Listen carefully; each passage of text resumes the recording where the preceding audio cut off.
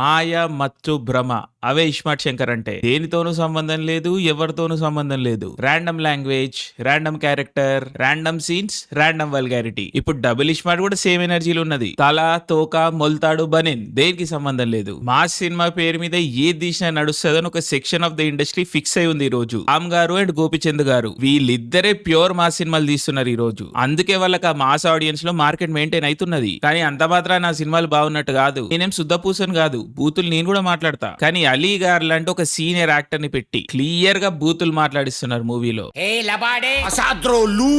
అది కామెడీ. మళ్ళా double iSmart trailer ఎంత లో ఎఫర్ట్ ఉంది అంటే ఆ బానీ క్యారెక్టర్ చుప్ అని అంటది ఒకసారి, అండ్ 2 సెకండ్ల తర్వాత ఆమె చుప్ అని లిప్ మూమెంట్ ఉన్న షాట్ వస్తుంది.